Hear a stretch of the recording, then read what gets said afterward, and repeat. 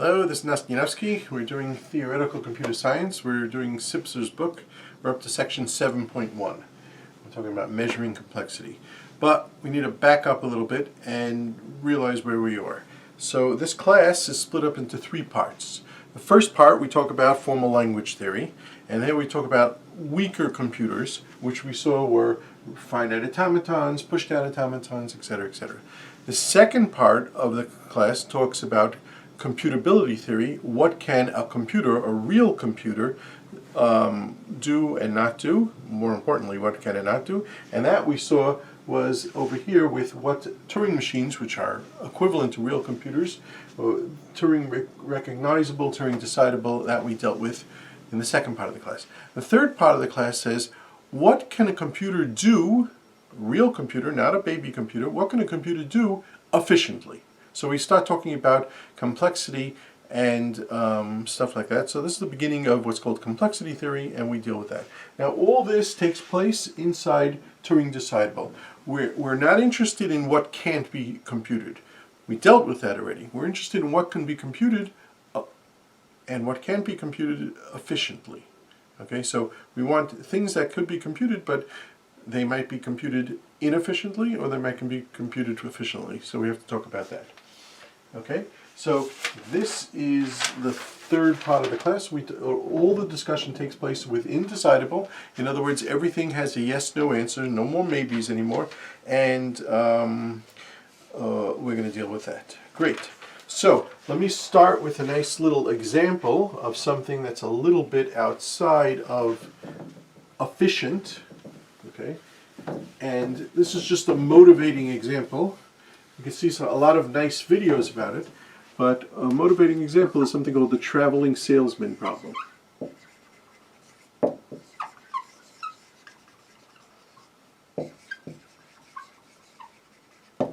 The traveling salesman problem. Okay, you might have heard something about this, but it's okay to hear it again. Okay, so imagine you're a traveling salesman and you want to visit, I don't know, different cities. Okay, and imagine the distances between these cities is given. This is a map, and you want to visit each one of these cities. You want to visit each city exactly once. You want to stay there for 3 days, sell your stuff, and then move on to the next city. But you want the shortest possible route of how to do it. Okay, you want the shortest possible route. So should you start here and then go here and then go here and then here and then here, here, here, here? You want to visit each city exactly once and come back to the original place. Okay? Now, the way to do this, a way to do this is as follows, is try all routes, okay? And in other words, try all possible routes. In other words, maybe you should start here, maybe you should start here, maybe you should start here, maybe you should start here, go here, maybe you should start here and go there. Try all possible routes, okay? Within each one of them, measure the distance from one city to the next city. Either you're flying or you're driving, etc., etc. Measure the distance. For each route, count up the distances between the cities. Don't forget to go back home at the end of the route, okay? And then keep a running route of how long it takes, and then find the smallest. In other words, search through all possible routes for the smallest. So you might pick one as the smallest so far, and then go through it and find another one and see if it's less than smallest so far, etc., etc. Great. Now, if you have 6 cities, this is a lot more than 6. So if you have 6 cities, so how many possible routes will it take? And the answer is, well, for 6 cities, you have 6 possibilities for the first one. You have 5 possibilities for the second one. You have 4 possibilities for the third one. You have 2 possibilities for the next one. You have 1 possibility for that. So that becomes 6 factorial. You have 6 factorial possible routes. 6 factorial is about 720. Okay, and again, for each one of these routes, you have to add up all the distances. Don't forget to go back home. The distance going from the last city to back to the first city. Okay, and you find the shortest possible route. Okay, that's very good for 6 cities. Okay, but how about for more than 6 cities? Okay, Well, I don't want to go through this, but I do want to go through this. For n is equal to 100,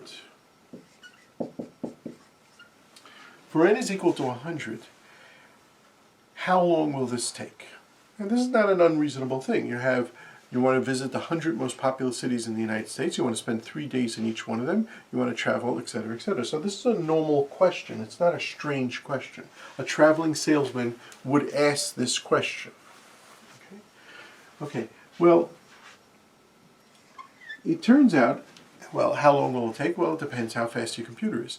But if you have a computer that that can check 1,000,000 routes in a second, and that's not a strange thing. Okay, adding up 100 numbers, because in order to do it, you have to add up 100 numbers for each route, and then compare that number to some other number. It's not strange to do that in a 1,000,000 such routes in a second. Okay, great. So how long will this take? Well, it turns out that it takes something like this: 2.9 times 10 to the 152 centuries for a computer to find out what the shortest possible route. Now that's an amazing amount of work. That's an amazingly large amount of work. So we're not really, it can't be done. Okay, the sun will burn out before then. Okay, but that's how much it would take, and it's not hard to see why, because in order to calculate 100 factorial, you have to multiply 100 times 99 times 98 times 97 times 96, etc., etc., etc. Each one of those, you're adding 2 digits to the thing. So you're getting a humongous large number, a humongously large thing. Okay? I want to show you another problem. No, I don't really want to show you another problem, but maybe another type of thing. So this is for n factorial. Let's try another thing's 2 to the n. How long would it take for, let's say I have a problem that would take 2 to the n. For an input of size n, it would take 2 to the n. Okay, again, for n is equal to 100, okay, you're going to have to look at 2 to the 100. 2 to the 100 is a very large thing. Okay, so your thing is going to demand you to do this algorithm for an input of size 100. It's going to be 2 to the 100 operations. Okay. Now again, let's say your computer can do 1,000,000 operations in a second. Again, that's not a strange thing.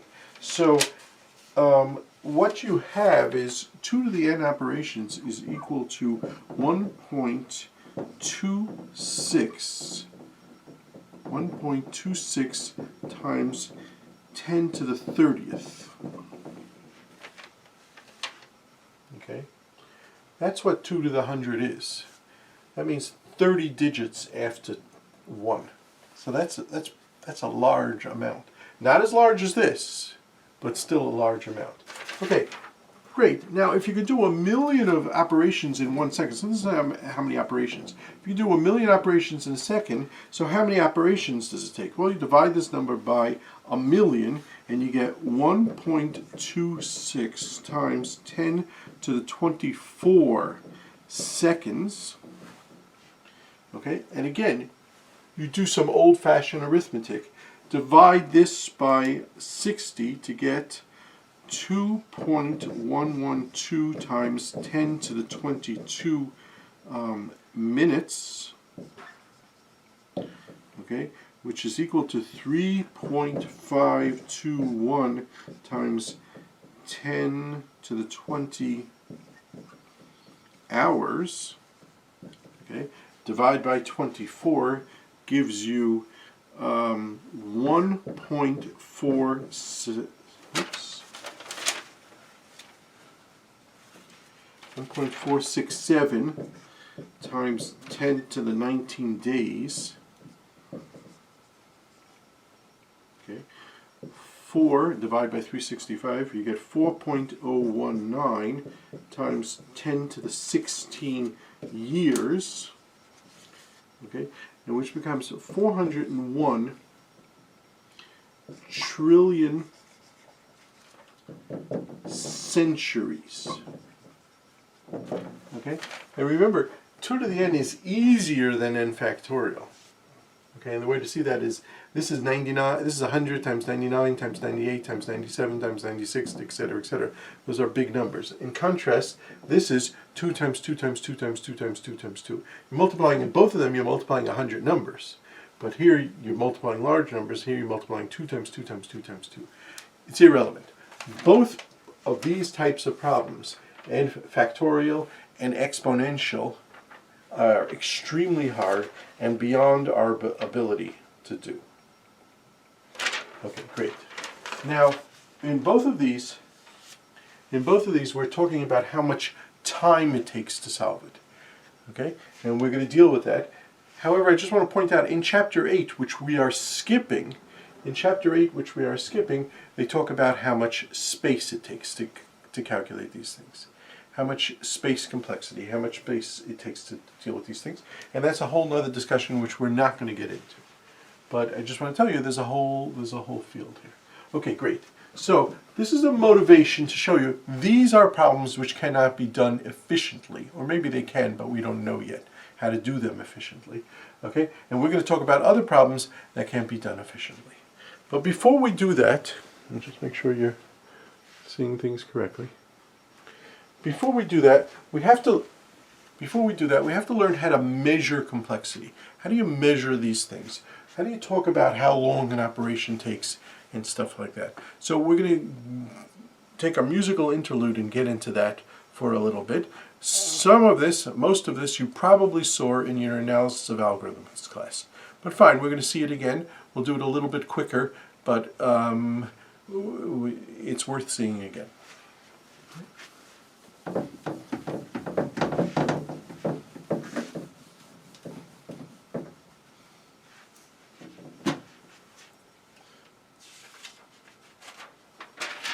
Okay, so I just want to go through a few standard algorithms. Matrix multiplication,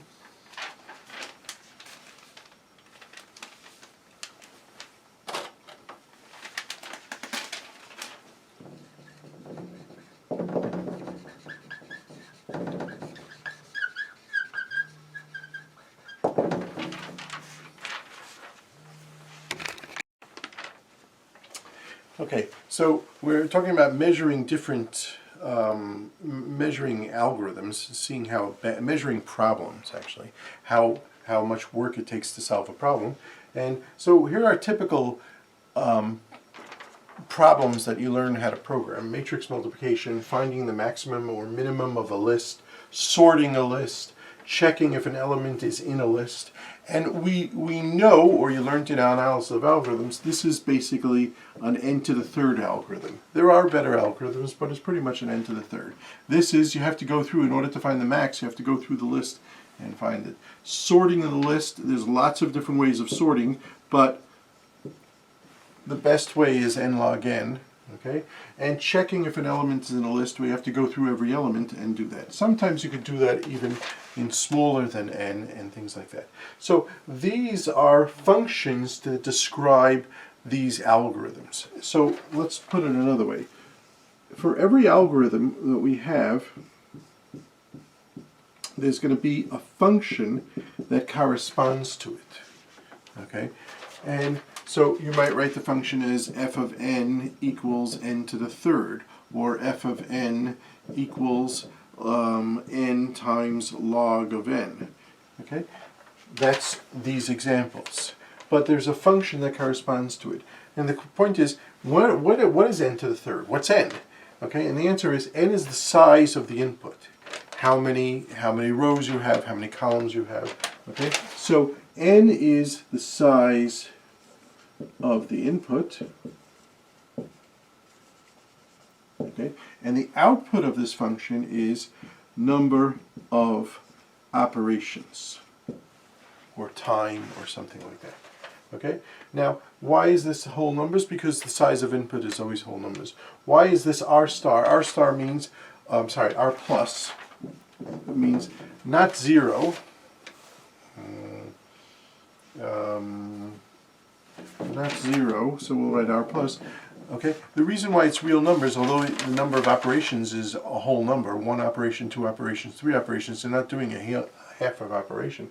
But R plus corresponds to, because you're going to use functions like this, n times log n, you might get partial function, functions that output not whole numbers. Okay, now what we're going to do instead, when we want to compare algorithms, we're going to talk about what the relationship between one such function and another such function. Okay, so if one function works with f, okay, and another function, one algorithm works with f and another algorithm works with g, we're going to talk about how these two are related. So for example, we could say this algorithm and this algorithm, they work at the same speed.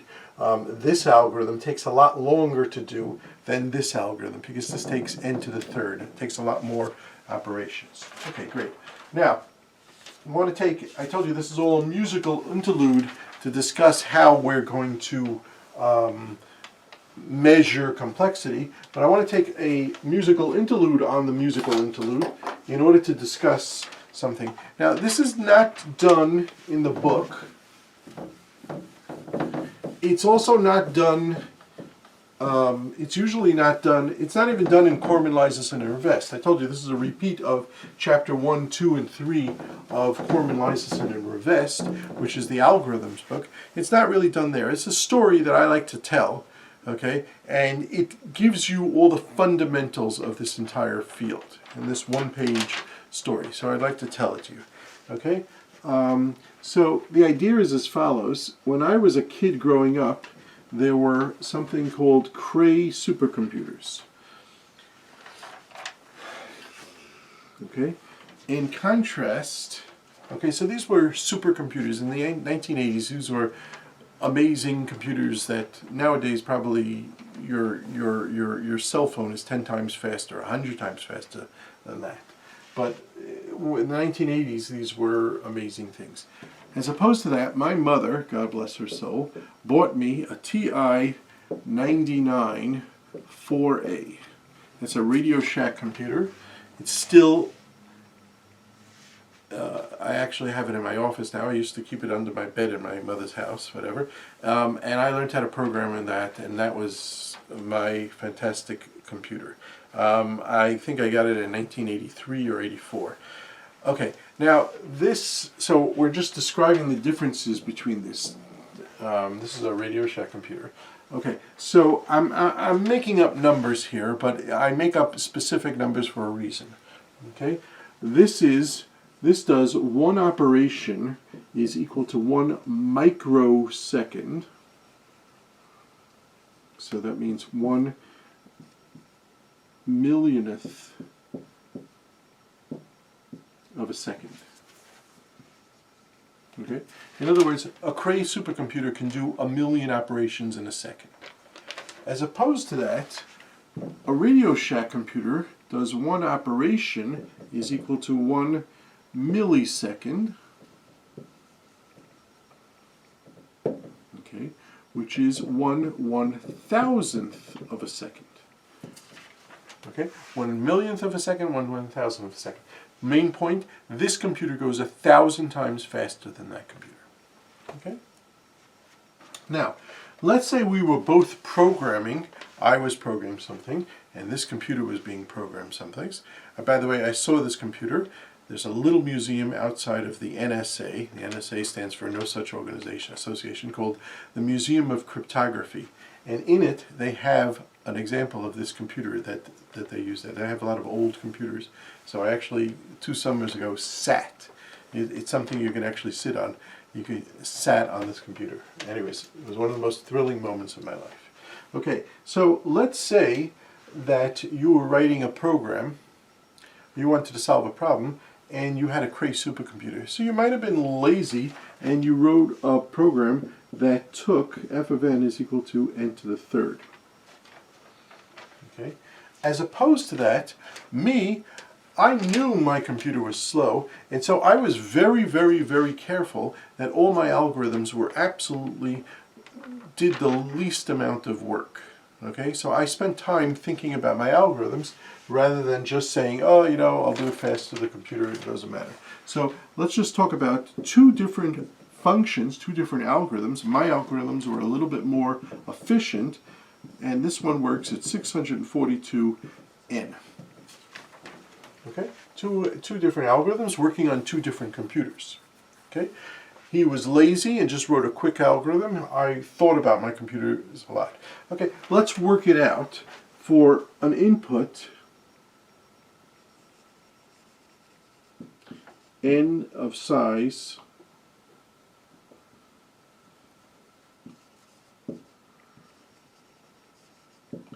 n is equal to 10,000. Okay, so we'll do both of them. Input of size n equals 10,000.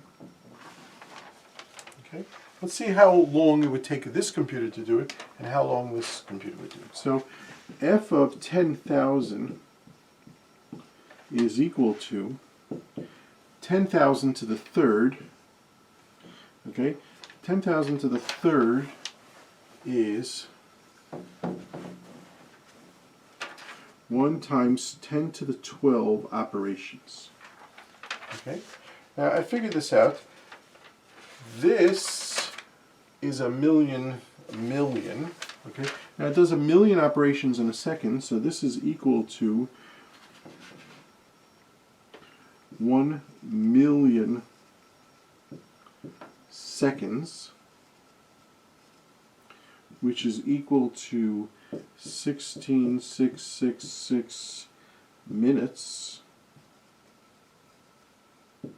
which is equal to 277.7 hours, which is equal to 11.57 days.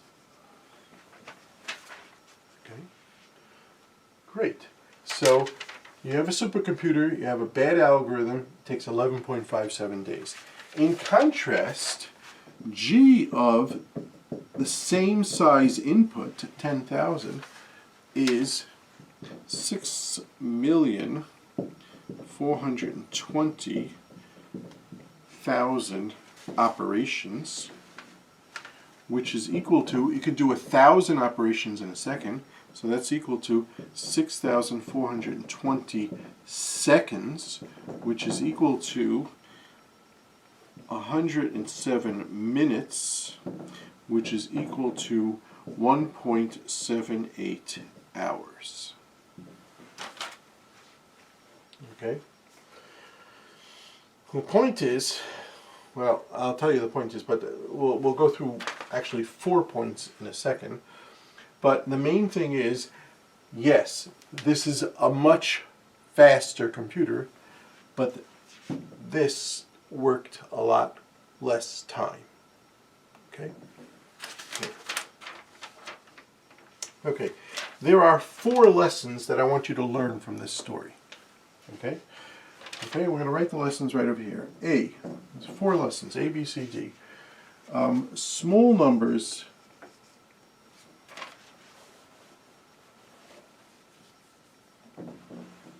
or small inputs are not important. Okay? Let me explain to you what I mean. If n is equal to 1, then this does it. Then f of n is 1 operation, and g of 1 is, f of 1 is 1 operation. G of 1 is 642 operations. So it's much better to do that operation, that algorithm, rather than this one. This is a lot more operations than that. As opposed to that, f of 5 5 times 5 times 5 is 125. G of 5 is 3,210. Obviously, it's better to do it there rather than there. Okay, let's do it for n is equal to 10. F of 10 is equal to 10 times 10 times 10 is 1,000. G of 10 is 6,420. Okay. Okay. Now, we saw 10,000. It pays to do that. But the main point is, until there's a sum number, okay, and in this case the number is about n is equal to 25. Small numbers under 25, it pays. You're going to do less operations here than here. Okay. Well, we're not interested in small numbers. Okay. So that's not 10,000 is not a small number. Okay. That's one lesson to learn. Small inputs are not important. We're not going to deal with small inputs. We're going to deal with larger inputs. Okay. Let's erase this. You can back up and see that again. Second rule that we learn. Okay. B. Coefficients are not important. Let's see if we can figure out what that means. The coefficients are not important, and you can see that right over here. This has a coefficient of 1. This has a coefficient of 642. Although this coefficient is much larger than this, still, and you would think it would demand more time. No, this one works faster than this one. This one demands more time than this. So we see that coefficients are not important. Next, another thing that we see is exponents are important. This has an exponent of 3. This has a coefficient, an exponent of 1. Okay? And that's the reason, that 3, that's the reason why this takes so much longer than this. Okay? And the fourth thing that we learn from this, okay, so exponents are important. Coefficients are not important, but exponents are important. The fourth thing that we learn, and this is very important for a computer science department, the fourth thing that we learn is that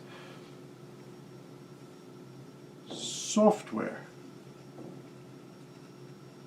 is more important than hardware.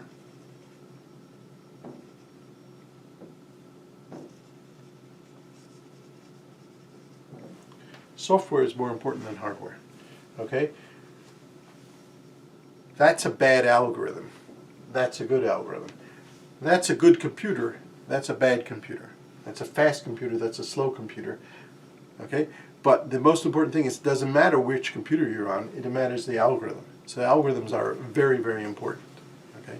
And that's the main takeaway you should get from this little story. The story is, again, I made up the numbers, but it teaches you everything you need to know about measuring complexity. Okay, and now we go back to SIPSR, and SIPSR. One more thing before we go back to SIPSR.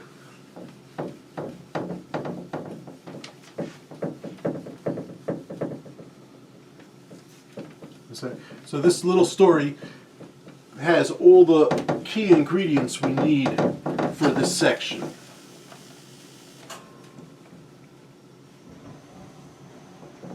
Okay. One more thing. If you have a function g of n, and it's equal to 17n to the third minus 18n squared plus 15n to the fourth minus 12n plus 581. Okay, what we saw is the most important thing is the highest exponent, That's right over there. Okay. The next most important thing is, the next thing we learned is coefficients are not important. So we can eliminate that. So rather than looking at this entire thing, we're going to say that this algorithm runs in n to the fourth. That's the most important thing that we have to give here. Okay? And the way we write it is g of n is O of n to the fourth. Okay? And we'll formalize what that means in a second, but let's go through it carefully.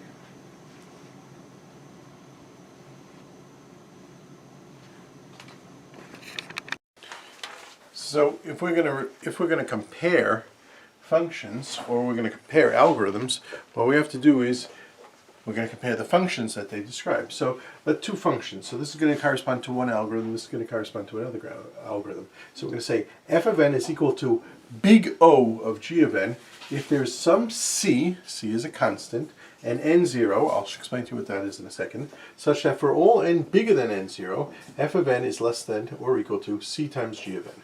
Okay? Now, what this does is take some of the rules that we learned that are important and puts it into a formal thing. So let me tell you what n0 is. n0 is some number, n0, and any point after that number, f of n is less than c times g of n. Okay? That means one of the rules we learned was that early numbers don't matter. Strange things happen in early numbers, so we don't look at that. But at some point, things start getting understandable, and f grows slower than or equal to g.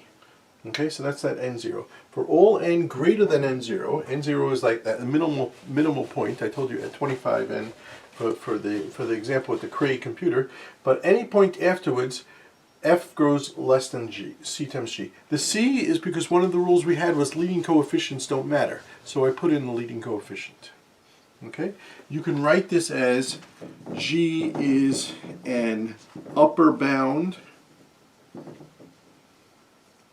for f, okay, or if you want to be fancy, you can say g is an asymptotic.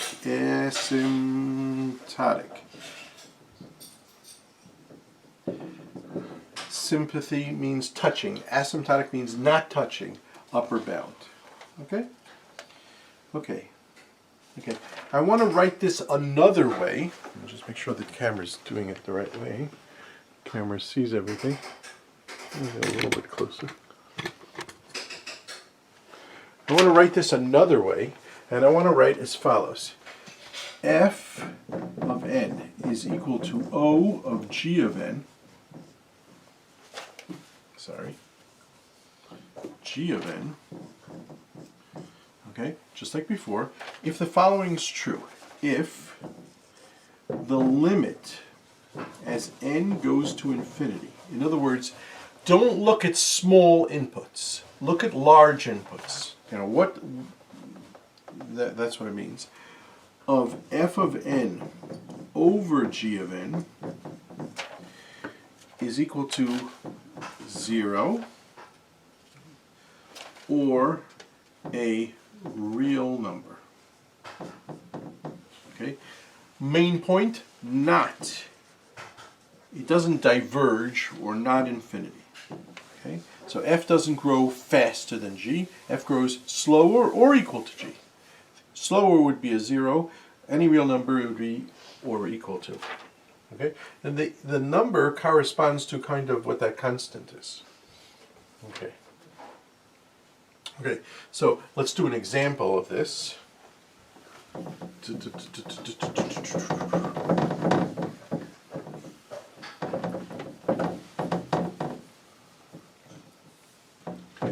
And the example is something like this. If f is 58n to the 6 plus, well, sorry. If f of n equals 58n to the 6 plus 7n to the 4th minus 13n to the 3rd, and g of n is equal to n to the 6th, then if you take the limit of n goes to infinity of f over g, well, basically, these other things just cancel out. And you don't get 0, but you get some constant. You don't get 58 either. If the example was like this, then you'd get 58. But if you get less than 58 or more than 58, but this is an example. Some real number like that. Okay?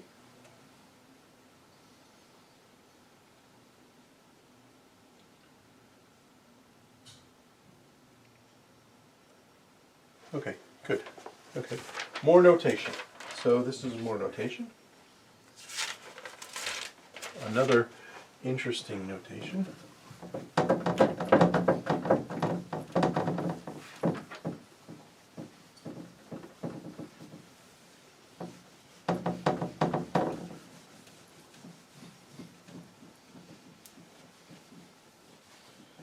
Sorry I erased this, but we have to write it again. Definition.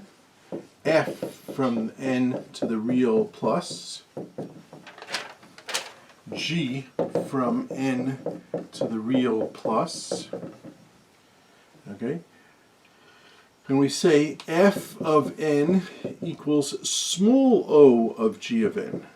Before we dealt with big O, this is small o. This is the only difference, okay? If there exists n0 such that for all n greater than or equal to n0, f of n is less than g of n. Notice two things. One, I don't have less than or equal to, and two, I don't have that leading coefficient. That's c. I don't have that.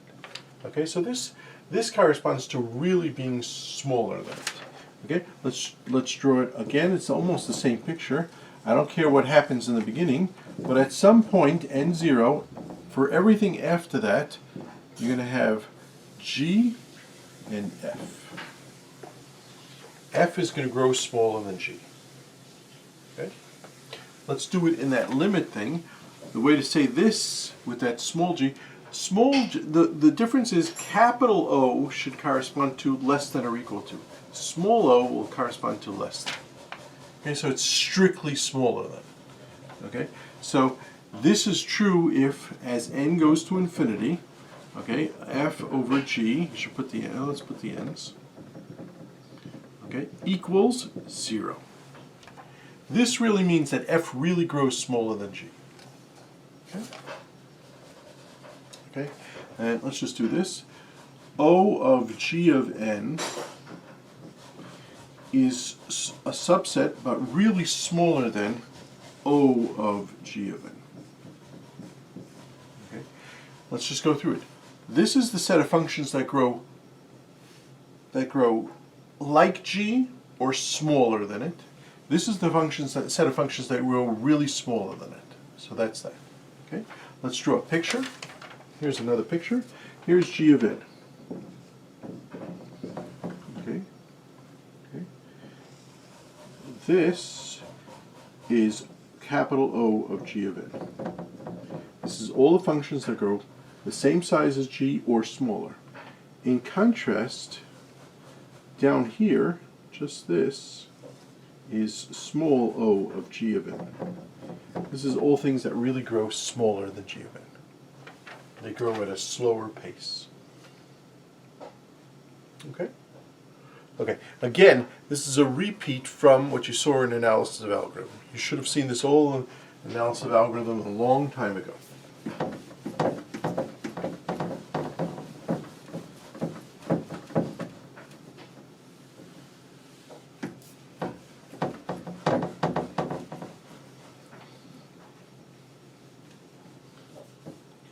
So let me just show you what you have here. You'll have, I'm going to draw a whole list of functions. You're going to have n, you're going to have n squared, you're going to have n to the third. You're going to have in here, you're going to have n log of n. So that's like n squared, but, and it's like n, it's between n and n. You're going to have square root of n, which is n to the half. Okay? And you might have something like the 10th root of n, which is n to the 10th. Okay, n to the 10th power.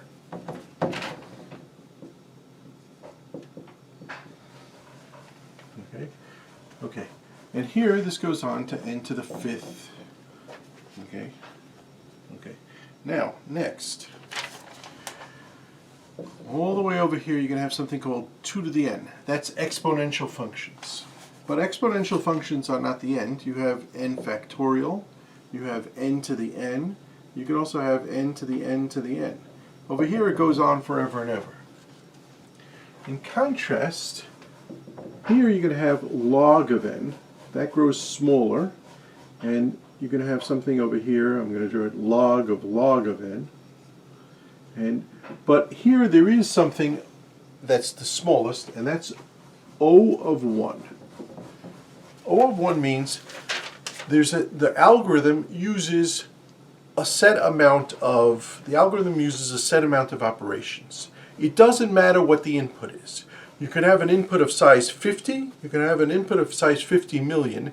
The algorithm will still do the same amount of operations. That's called a constant amount of operations. Okay? So this side you stop. You can't get less than that. This side goes on forever and ever. Okay? Let me just give you 3 quick theorems. Let me just state them. It goes as follows. Alpha is less than beta.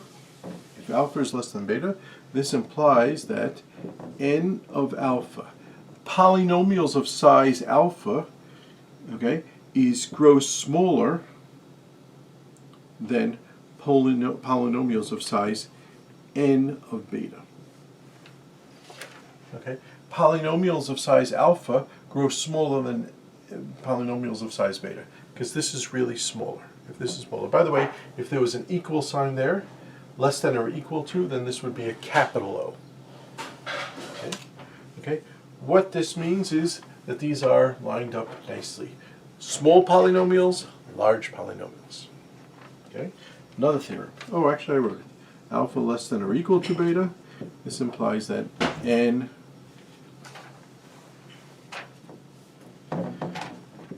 of alpha equals O of n of beta. Okay. Next. Okay. Alpha greater than 0. That means pick any real number greater than 0, no matter how small the real number is, even like 1/10. As long as it's greater than 0, this implies that log of n grows smaller than n to the alpha. What this says is, you have polynomials, you get small polynomials, 2, 1, you have some real numbers, 2, n squared, this is an n1, this is an n to the half, this is an n to the 10. As small as you get, still logarithms grow smaller than that. Okay, so logarithms really grow smaller than any polynomial whatsoever. Okay, as opposed to that, here's another one, alpha greater than 0 implies that n to the alpha grows smaller than 2 to the n. As large, as long as this is positive, as large as the polynomial is, it's still smaller than exponential growth. Okay? Now, it's an amazing thing because it's counterintuitive, because you might say, hey, what about n to the 100? N to the 100 is a giant polynomial, okay? As opposed to that,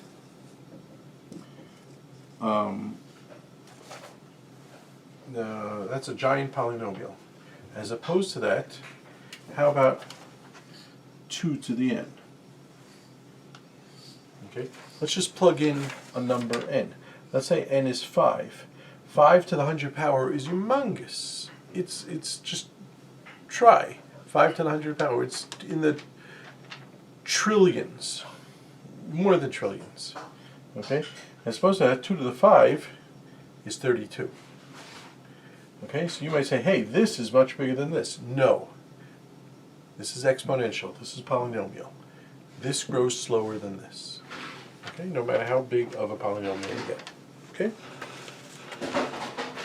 Okay, great. Okay, so now we have the notation set up. about how we compare different functions. And that's very nice. I'm going to erase this. We don't need this anymore.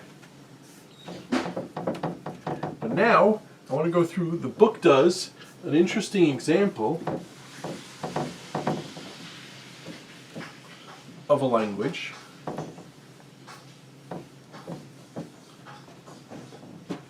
The book does an interesting example of a language, and what we do is we figure out how much work it takes for the computer to determine the language. The language is something we know and love. O to the k, 1 to the k. Okay, k is greater than or equal to 0. Okay, let's just remember that language was very important to us. That showed us that language cannot be done with a finite automaton. It needs a push-down automaton. But we're not interested in that. We're interested in a Turing machine determining that language. Okay, we're interested in a Turing machine determining that language. In other words, if I put something on your input tape, tell me, is this word in this language, yes or no? Turing decidable. Of course it's Turing decidable. Okay, let's just forget about Turing machine. How would you do it for a computer? I input you a string of zeros and ones. I want to know if it's in this language. How do you do it? Answer, very simple. Count up how many zeros you have. Count up how many ones you have. You might want to make sure that it's of the right form. A bunch of zeros followed by a bunch of ones. But then count up how many zeros you have, count up how many ones you have, and then if the numbers are equal, boom, it's in the language. Otherwise, it's not in the language. Okay? Okay, great. Okay, so how long would it take? Okay, how long would it take to determine such an input, whether such an input is in there or not? Okay, so the book goes through it, and I like to go through the algorithm. On input string W, 1, scan across input and make sure it is of the form O to the M, 1 to the P. In other words, make sure it's a bunch of zeros followed by a bunch of ones.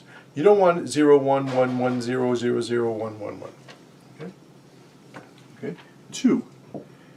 Do as long as there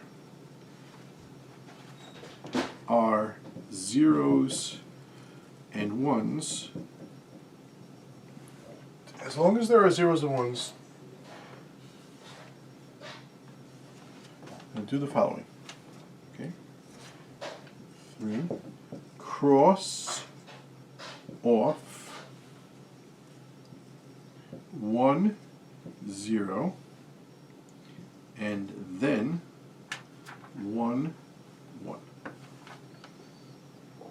Okay, number 4. It's a nice QS algorithm. If there is a 0 left or a 1 left, comma, reject, else accept. Okay. Okay, so let's go through this. Now let me just read it again. On input string W, scan across input and make sure it is of the form O to the M, 1 to the P. In other words, a bunch of zeros follow a bunch of P's. Do as long as there are zeros and ones. Cross off 1, 0, and then 1, 1.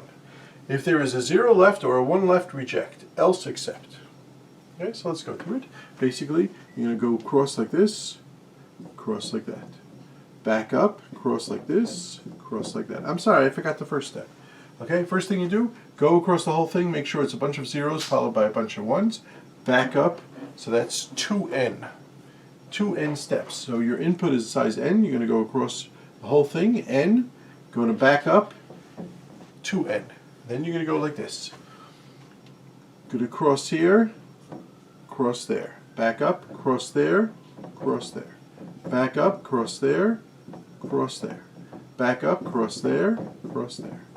Back up, cross there, cross there. Back up. There's nothing to back up on. You don't have any more zeros. You do have leftover ones. Conclusion, there is one left. Reject. So we reject. This word's not in your language. Okay, makes sense. Okay, let's do another input. 0, 0, 1, 0, 0, 1. Okay. Is this input accepted? Answer, no. It's going to go across 0, 0, 1. That's so far good. 0, bzzzt, no good. Stop right there.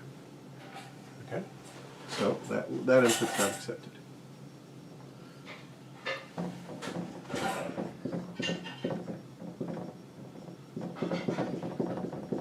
Okay. Let's see about this input. You ready? Going to go across the whole thing. See, it's all zeros followed by ones. Back up. Let's keep a count of how many steps my Turing machine takes. I did n steps going forward. Then I did n steps going back. Then what do? Cross off a 0, cross off a 1. Okay? To go from here to here is about n. Back up. Cross off the 0, cross off the 1. So this is, we do it twice. Back up, cross off a 0, cross off a 1, cross off a 0, cross off a 1, cross off a 0, cross off a 1, cross off a 0, cross off a 1, cross off a 0, cross off a 1. I have nothing left, etc., etc. Okay, question. How many times did I do this? Well, notice each time I basically go forward and backwards. So that's 2n. And how many times do I do this 2n? Now, admittedly, I don't go all the way, but in the worst case, I go very far. Back up, very far. So that's 2n. 1, 2. And how many times do I do it? About n over 2 times. Because if I have n elements, that means I have half of them are zeros and half of them are ones. So for every pair, I do this. Okay? Conclusion, these two cancel out. So I get n, 2n, n plus n is 2n, plus, what is this? N squared. So this algorithm is n squared. Okay? So this algorithm is in n squared. Okay? Now, here's a question we ask very, very often in complexity theory. Can we do better? Can we do better? And the answer is absolutely.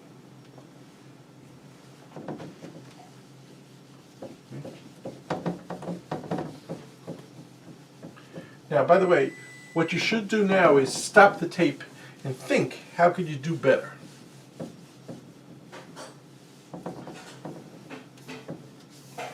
Okay, but I have to say this is an extremely clever thing.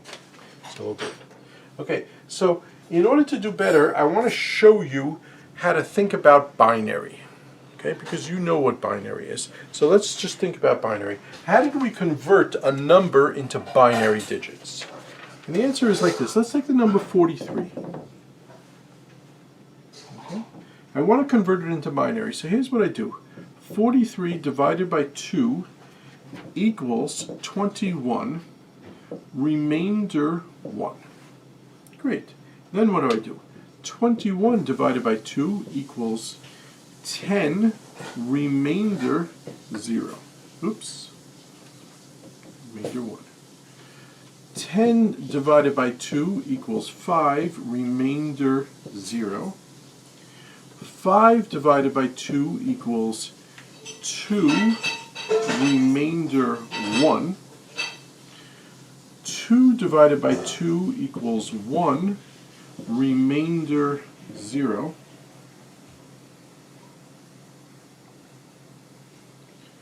1 divided by 2 equals 0, remainder 1. Okay. Now, this, we read it this way, is the way, this is 43 in binary. Okay, so let's write it out. 43 in decimal equals 101011 in binary. Let's just check to make sure we're right. This is 1, this is 2, this is 4, this is 8, this is 16, this is 32. 32 plus 8 is 40, plus 2 plus 1 is 43. Okay? Okay. The main idea is as follows. This number uniquely describes this thing. Okay? Great. So, I'd like to show you how you can use this idea to go through it very quickly. How to find O to the N, O to the K, 1 to the K very quickly. Okay? But again, the idea is that this thing describes it very well. Good.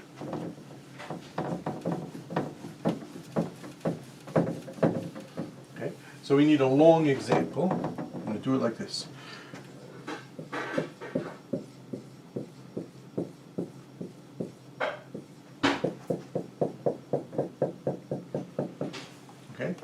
Question, is this word in the language, yes or no? Now, don't look. I can easily count this and see if the numbers are the same. But we said we want to do it with a Turing machine, and we want to do it very carefully. Okay, so here's the way the Turing machine works. Okay, you ready? Don't count. Don't count. Counting, because counting, you'd have to go to the end for a counter. You see, you'd have your random access memory, you'd have to go to the end for the counter. So we don't want to do that. What we want to do is not count, but see its parity. See, is it the number of zeros odd or even? Okay, so let's go through it.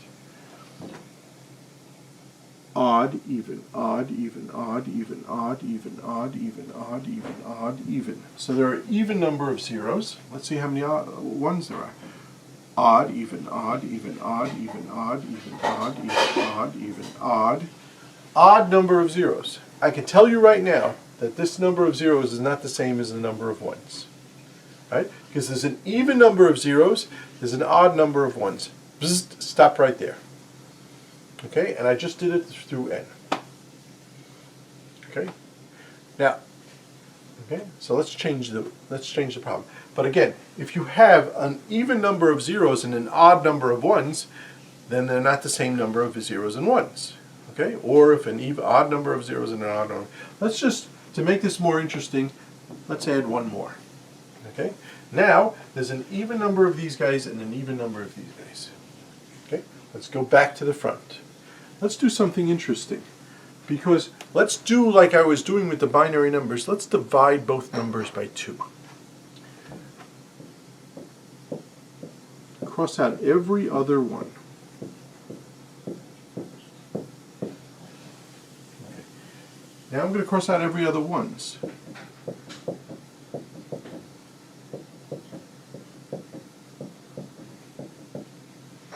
Okay. Good. Now I'm going to do the same thing as I did before. I'm going to count what's left, odd or even. Odd, even, odd, even, odd, even, odd. There's an odd number of zeros left. Odd, even, odd, even, odd, even, odd. There's an odd number of ones. Still could be the same. They're both odd. Guess what I'm going to do now? I'm going to go and divide out again. Okay? What I'm really doing is as follows. I am finding the binary notation of the number of zeros and the binary notation of the number of ones. And if those two binary numbers are the same, in other words, when I divide by 2, I get 1, which means it's odd, or when I divide by 2, it's 0, which means it's even. If they're the same for all things, then it's the same number. Let's work it out. Okay? So, let's work it out. I'm going to cross out every other one. I'm going to cross out this, every other 0. Leave that. Cross out this, leave that. Cross out this, leave that. Cross out this, stop. Now I'm going to do the same thing here. Cross out every other one. Cross out this, leave that. Cross out this, leave that. Cross out this, leave that. Cross out that. Okay, now let's go through it. I don't want to count. I just want to make sure that they're the same. Odd, even, odd, odd, even, odd. Okay, and we go back and forth and do this. Okay. Okay. Question: how much work was done? How much work was done? By the way, we go on with this. Okay, I'm going to cross this out, leave that on, cross that out. Cross this out, leave that on, cross that out.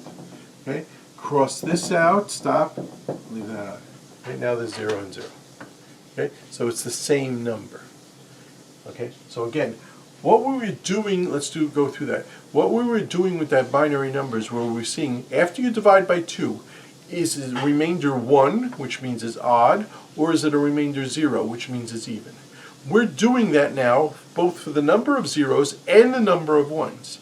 And if I had the following sequence, 1 0 1 0 1 1 of zeros and 1 0 1 0 1 1 of ones, then the number is equal. Okay, so that's what we're doing. Well, let's just do one quick example where it doesn't work. Okay, 1 2 3 4 5 6. 1 2 3 4 5 6 7 8. Shh, I didn't really count. Okay, let's go through it. Odd, even, odd, even, odd, even. So this is even. Odd, even, odd, even, odd, even, odd, even. This is even. So far, so good. I'll divide by 2. Divide this by 2. Okay. Odd, even, odd. Odd, even. No good. Those numbers are that's odd, that's even. Not good. They're not the same numbers. And in fact, 1 2 3 4 5 6 6 zeros, 1 2 3 4 5 6 7 8 ones. That's not in the language. Okay, great. How much work is done here? Okay, and the answer is, how many times can you keep on dividing by 2? How many times can you keep on dividing by 2? Because that's basically what we're doing. We're we're telling if it's odd or even, both of them, if they're odd or even, if they're both the same, both odd or both even, then we're dividing by 2. Then we look at again, are they both odd or both even? Okay, and the answer is as follows. This is basically log n, because that's how many times you can split a number in 2. Okay? Actually, the truth is it's log n over 2, but I don't want to write that. I just want to write log n. And then, how many times do you have to go through it? Well, it's basically n. So, this algorithm is n log n. N log n is a lot less than n squared. So that works. That's great. Okay, we'll do one more algorithm and show how this works. One more algorithm to see it even quicker. Can we do even better than this? So again, we had an n squared algorithm. Now we got it down to an n log n algorithm. Can we do better? Okay, and the answer is yes. With a caveat. Here's a cute way of doing it. Ready?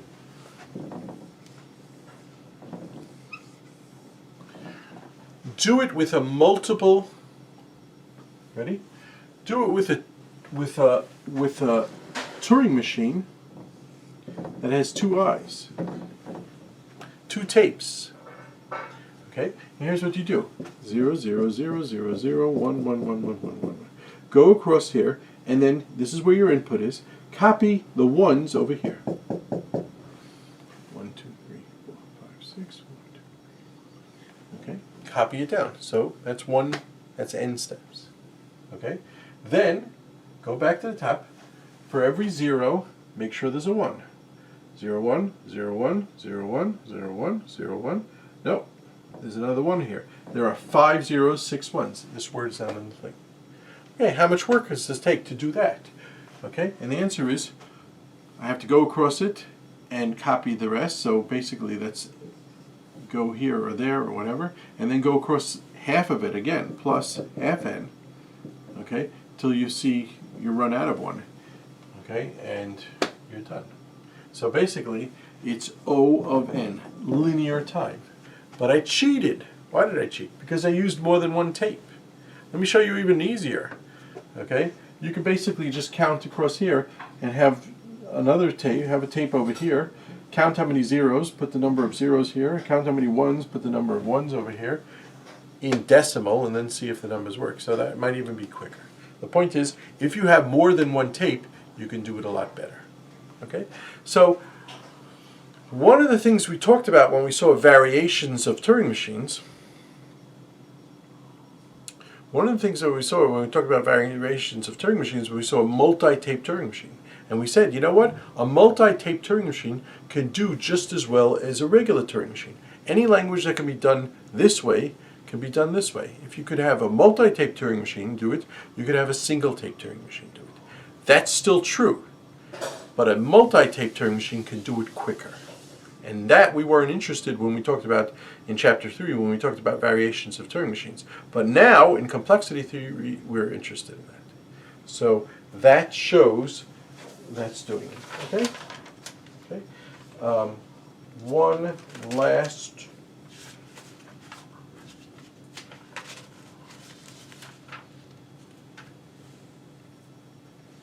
definition. Let's do a definition.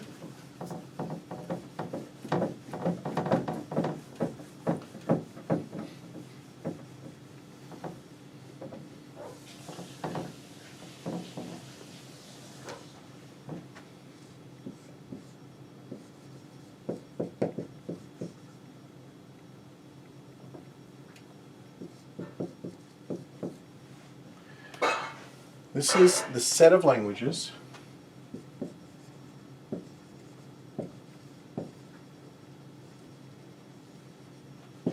that can be determined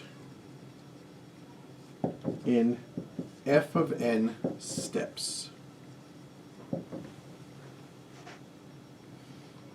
Okay.